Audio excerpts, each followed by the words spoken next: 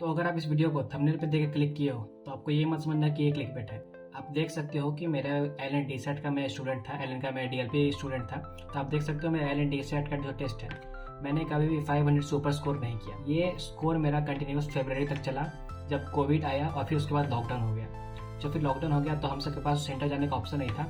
तो आप देख सकते हैं कि मैंने अभी जो दिखाया, मेरा जो टी सेट का जो मार्क्स था जो मैंने दिखाया, उसे मैंने कभी 500 क्रॉस नहीं किया।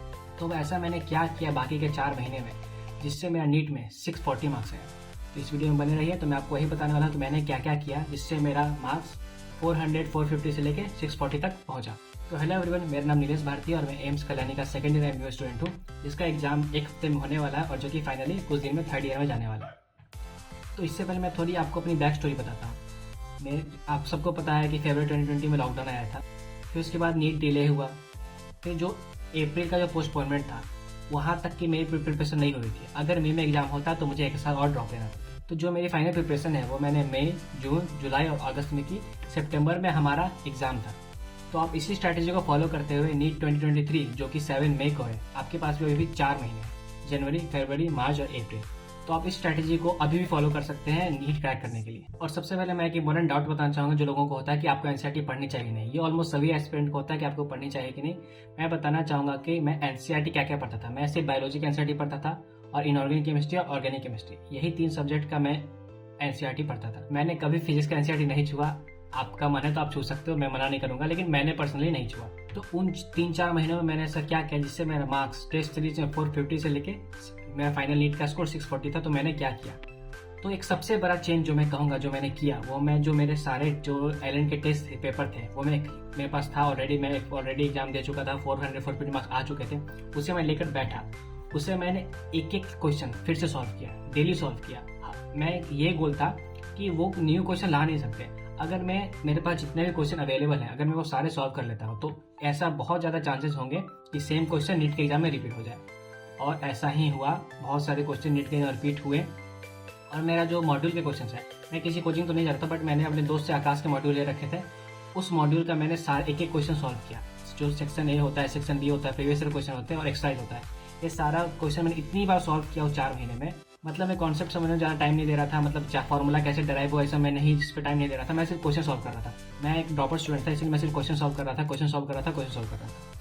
मैं अपने मॉड्यूल्स के क्वेश्चन को इतना सॉल्व कर चुका था कि मेरा ये हो गया था कि मैं अगर मैं क्वेश्चन देखूँ तो मुझे उसका आंसर अपने आप आ जाए।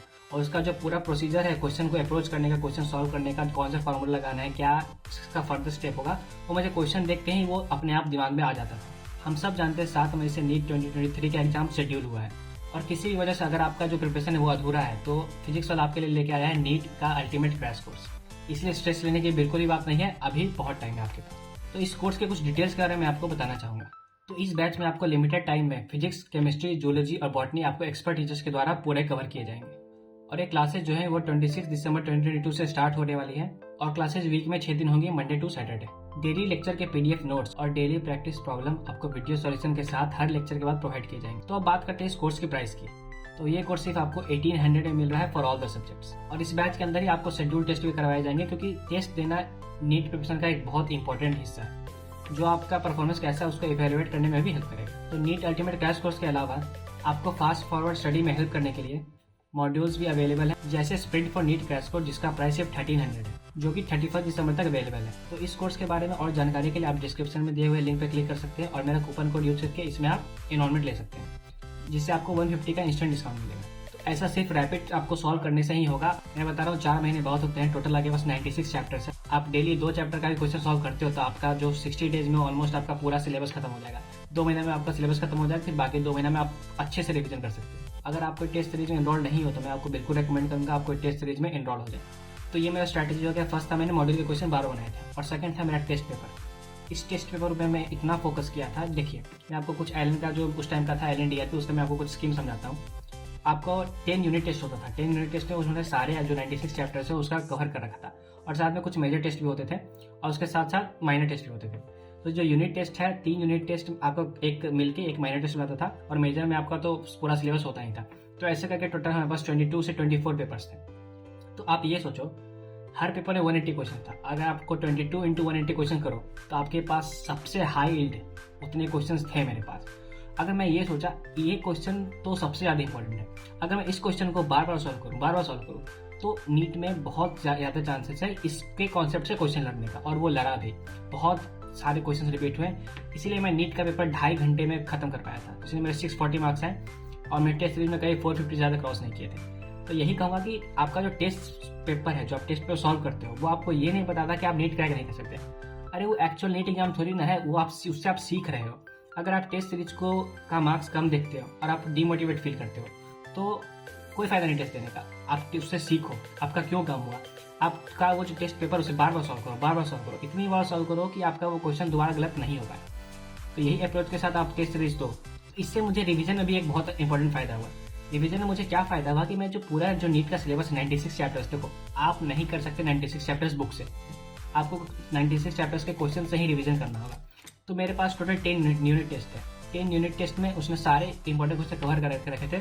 तो मैं क्या करता था, जो क्वेश्चन है, जैसे कि जो क्वेश्चन थे जो मुझे एक बार देख के ही आ गए, उसे मैं सिंपल टिक कर रहा था, और जो क्वेश्चन में जो मुझे थोड़ी सी कंफ्यूजन थी मैं उसे सर्कल करके रखता था। तो ऐसे ऐसे जब मैं बार बार रिवीजन करता गया तो मैं सिर्फ वही क्वेश्चन सॉल्व करता था जो मैं सर्कल किया हुआ है। तो इससे मान लो क्या करता था, एक टेस्ट पेपर में मुझे 1.5-2 घंटे लगते थे, तो दिन के 10 घंटे मैं 5 टेस्ट पेपर सॉल्व करता था। फिर अगले दिन 10 घंटे मैं 5 टेस्ट पेपर सॉल्व करता था।